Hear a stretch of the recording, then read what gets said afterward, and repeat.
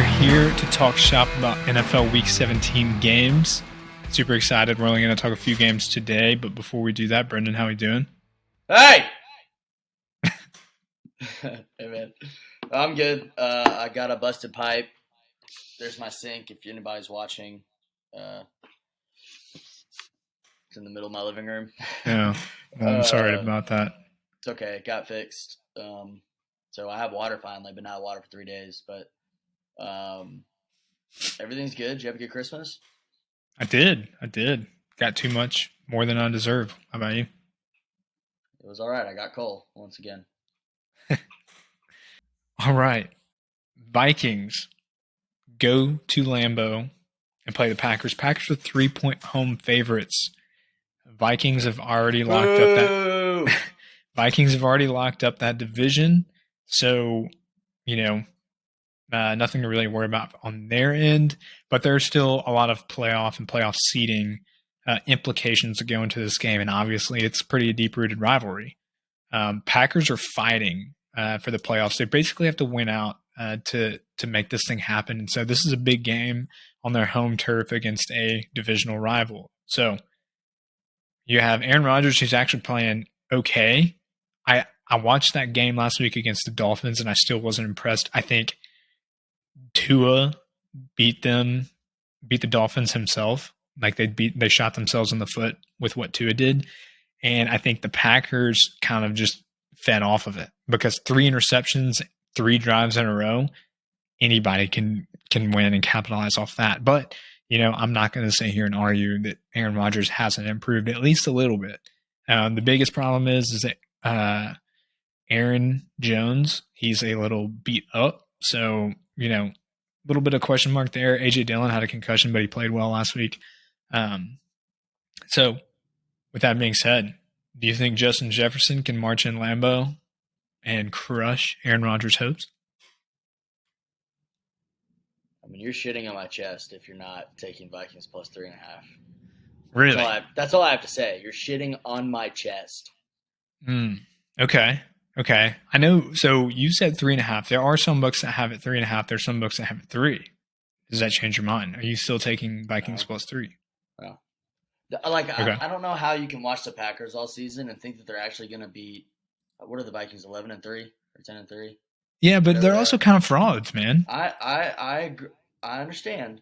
However, you're telling me that the Packers, the way that they played, is going to beat a team by like 7 points. I don't see that. True. Not with what I've seen. My thing is okay. My thing with this is if the Packers are going to win, it's not going to be a last second win or like a field goal win. They're going to win by like 7 or 10 because the only reason they win if Aaron Rodgers gets hot. If Aaron Rodgers gets hot, he's exploiting the Vikings abysmal secondary. And so, on the contrary, if he's not hot, I think that the Vikings outpace Aaron Rodgers. The only issue with that is the Packers actually have a respectable defense at home, especially. But I don't think, if the Packers were to win, it's going to be because A-Rod's hot, and then they absolutely shred this defense. So that's my biggest worry because in Lambeau, sometimes Aaron Rodgers is a different person, different QB. He kind of turns it on a little bit, especially under the lights. And I think he'll be under lights here. But, are we going to get like primetime Aaron Rodgers that's a baller at home? Or are we going to get first round playoffs Aaron Rodgers where he chokes the damn thing and loses in front of everybody? I understand what you're saying about him, but who's he going to throw the ball to? Because Watson's hurt. That's true. Even if he plays, he's, nicked up. I think Randall Cobb is still alive after living for 8 years. Dobbs is back. Romeo's back. I love Romeo Dobbs.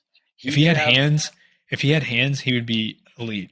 Well, that's the thing, is that Rodgers is a big trust guy with his receivers. And I said it when I was watching the game. I was like, man, Dobbs just dropped a pass. It literally hit him like in the chest or both hands. I was like, he won't be on the field very long with Aaron Rodgers if he's going to do that. And then Lizard, the always reliable Lizard to get, 50 yards or whatever. Yeah. I don't know. I mean, I understand the Vikings are easily exposed out the back end, but I just don't know.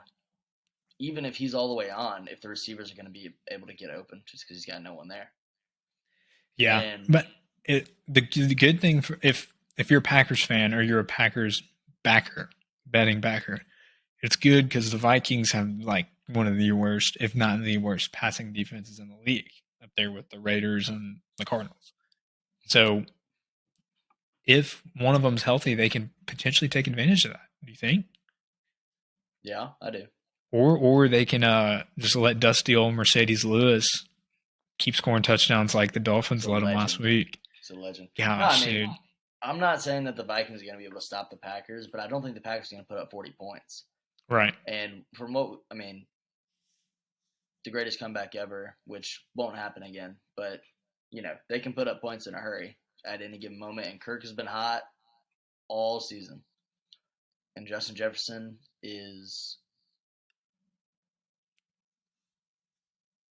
top 3 wide receiver. You had to check your facts right there. You Yeah, had to back it up.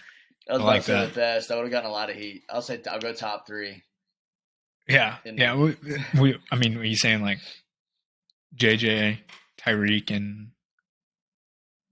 Devontae, I Stephon mean, Diggs? yeah, I was gonna go Devontae and Steph Diggs probably. I Yeah, mean, Tyreek's fast, man, but he's. I mean, fast. dude, he leads the league in yards. So He's fast as fuck.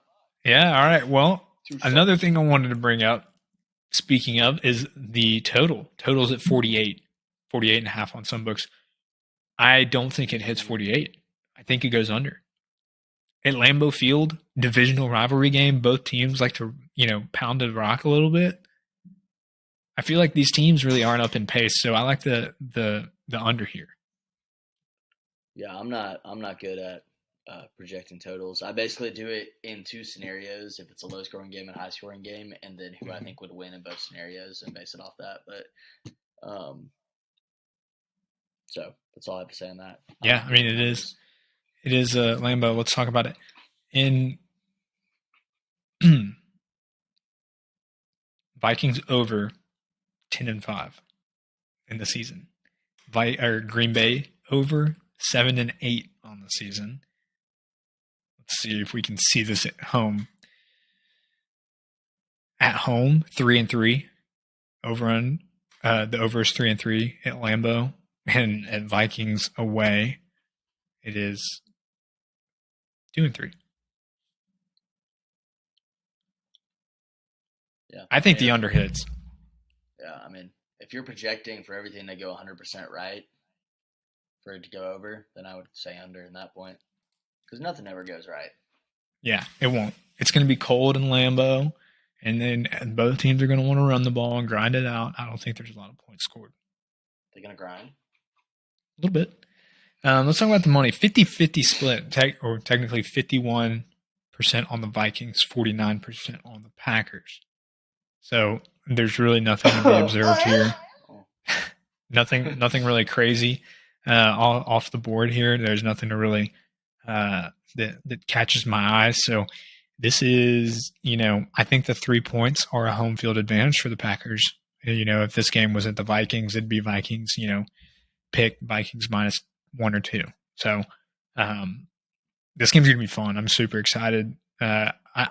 I'm excited because I've always been on the Vikings side, even though I do think they're a little bit fraudulent. We've seen that in a couple games. But I do really like Kevin O'Connell. I love the Vikings, so I do hope they pull it out. I'm skeptical because, man, as much as I've kind of shit on the Packers this year and Aaron Rodgers this year, being at home at Lambeau, kind of in the spotlight, playing for the playoffs, that's a destiny, baby. And it's hard to bet against destiny, so I'll leave it at that.